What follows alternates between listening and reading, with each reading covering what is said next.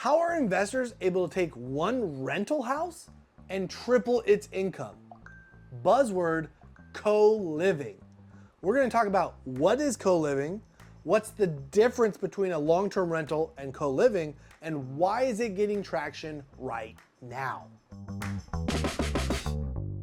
Co-living is a rent by the room model. In this example, you're taking a single family home, and instead of putting one family in, or even possibly having a couple of friends renting out different rooms, you are renting out every single room to a different person. Co-living basically means to rent a house out by the room.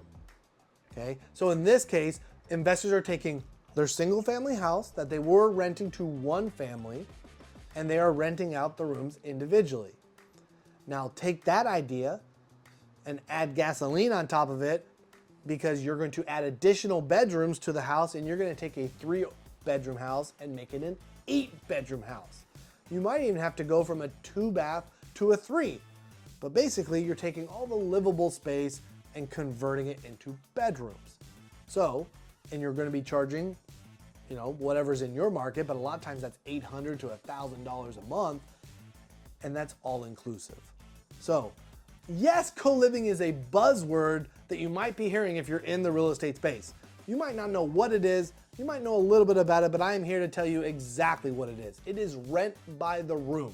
Kind of like the old boarding houses, right? They would rent them all out individually. This isn't to a family anymore. Now this could be to a family, like a single family home.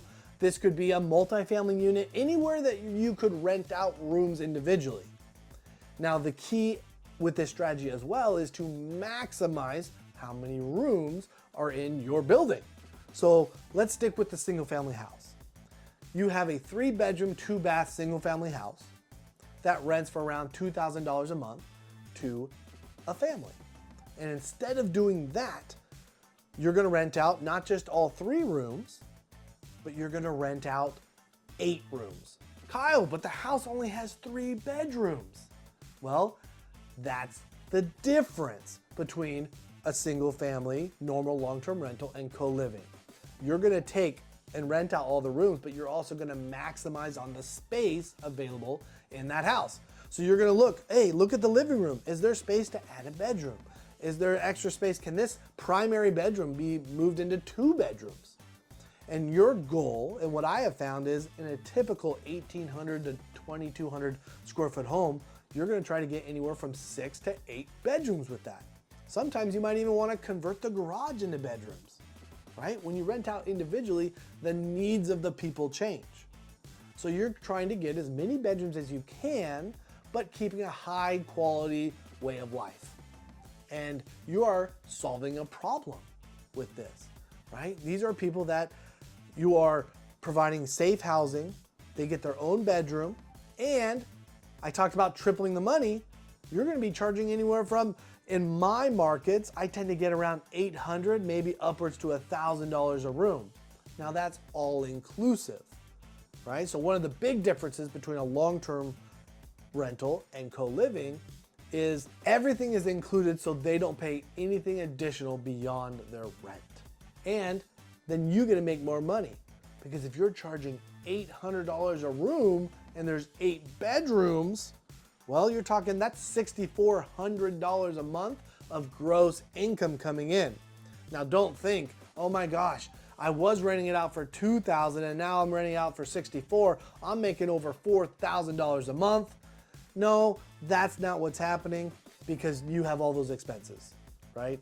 You do have to pay for all the electricity, the internet, and all of that. So at the end of the day, yeah, your net from a normal single family home for a lot of investors, after mortgage, after everything, might be $300-400 a month. Our average net on co-living, guess what? Is $1,200 to $1,500 a month. So it is 3 times the amount of money, because you're helping 3 times the amount of people. So why is this getting traction now? Well, let me ask you a question. Are things becoming more expensive or more affordable? Yeah, things have never been less affordable than they are right now for the average person. And do you think that's going to be getting better or worse? it's going to be getting worse. So there is a need for housing, and we are filling that need. Okay? Is this a place where you would want to go stay? Maybe. You might be on the tenant side. If you're an investor, is this an option that you might want to consider adding into your portfolio? Because you are actually solving a need and helping people. You're providing housing.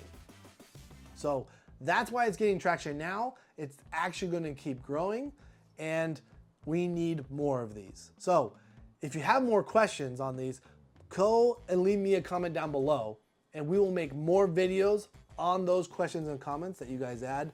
Thanks so much for hanging out. We'll see you guys on the next one.